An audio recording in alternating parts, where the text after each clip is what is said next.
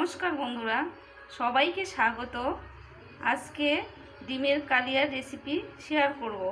এখানে আমি 9টা ডিম নিয়েছি। এবার ডিমগুলোকে ভেজে নেব। ডিমগুলোকে ভাজার জন্য গ্যাসে কড়াই বসিয়েছি। আমার কড়াইটা গরম হয়ে গেছে। এবারে দিয়ে দেব তেল।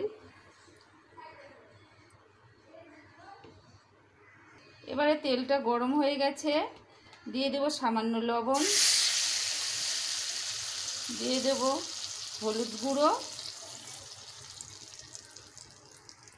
এবারে ডিমগুলোকে ছেড়ে দেব।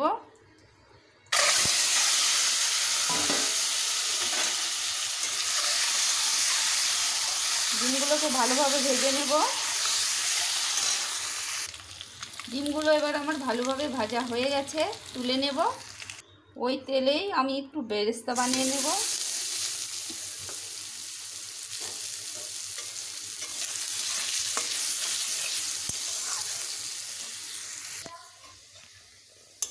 আমার বেরেস্তাটা ভাজা হয়ে গেছে, ব্রাউন কালার হয়েছে। এবার তুলে নেব। এবারে ওই তেলে আর একটু তেল দেব। ফোড়নে দেব 2টো তেজপাতা, একটু শুকনো লঙ্কা, দেব গোটা গরম মশলা, সাদা এলাচ, দারচিনি, লং, দিয়ে দেবো গোটা জিরে। পেঁয়াজটাকে আমি দুরকমভাবে ব্যবহার করছি। দিয়ে দেবো পেঁয়াজ বাটা। পেঁয়াজটা আমার ভাজা হয়ে গেছে, কাঁচা গন্ধ চলে গেছে। এবার দিয়ে দেবো আদা রসুন বাটা।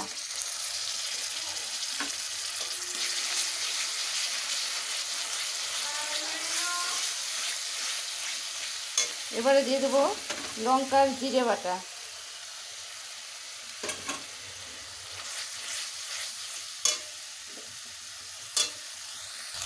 এবারে দিয়ে দেবো টমেটো বাটা।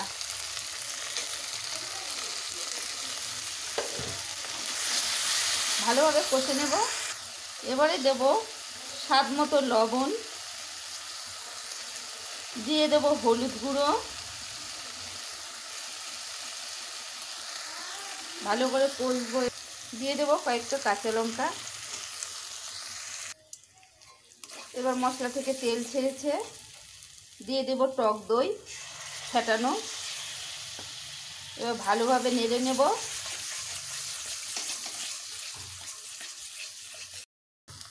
টেস্টটাকে ব্যালেন্স করার জন্য দিয়ে দেব সামান্য চিনি।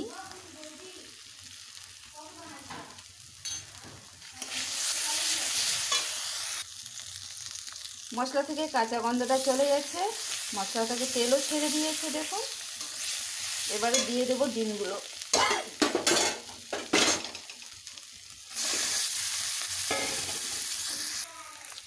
দিয়ে দেব অল্প পরিমাণ জল। ডিমগুলোকে কষে নেব একটু 2 মিনিট।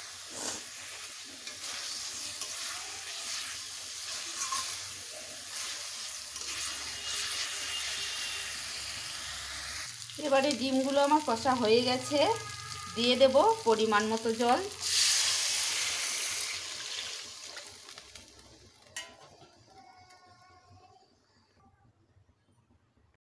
এবারে আমার ডিমের কালিয়াটা হয়ে গেছে।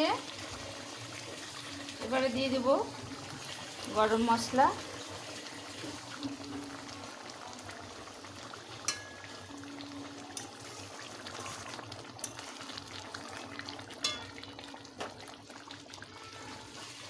দিয়ে দেব বেরেস্তাটা।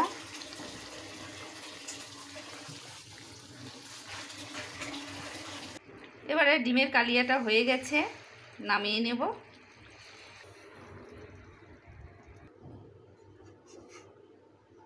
এবার নামিয়ে নিয়েছি।